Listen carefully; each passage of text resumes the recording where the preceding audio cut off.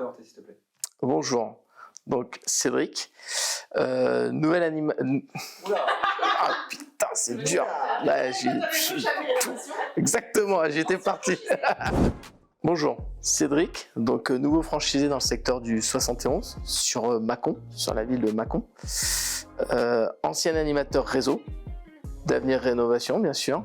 Et je suis passé de l'autre côté en fait en tant que franchisé depuis quelques jours.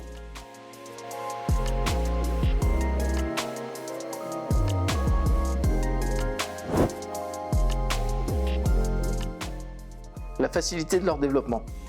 En fait, j'ai eu la chance d'accompagner et de développer des franchisés qui n'avaient pas du tout le domaine métier en fait. Certains étaient profs de sport avant de prendre une franchise, d'autres étaient, j'allais dire, dans les cosmétiques, en tant que dans le e-commerce, ils ont tout lâché pour lancer la franchise.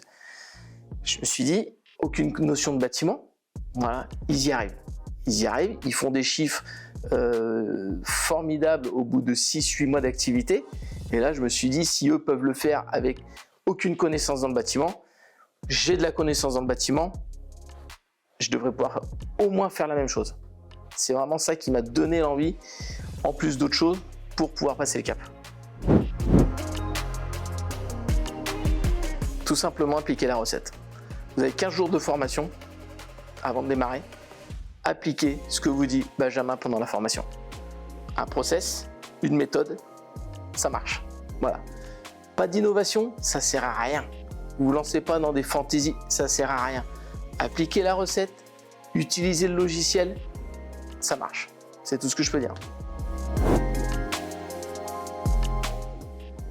Au niveau du carnet de suivi financier, je me suis fixé 480 000 € de chiffre d'affaires sur la première année avec une marge moyenne de 35%.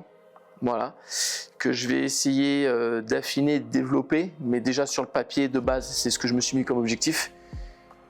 Affiner la marge, augmenter la marge et asseoir une belle trésorerie à la fin de cette première année. Bien sûr que ça vaut le coup. Je l'ai fait, j'étais de l'autre côté, je suis passé franchisé, forcément c'est que ça vaut le coup. Sinon je ne l'aurais pas fait.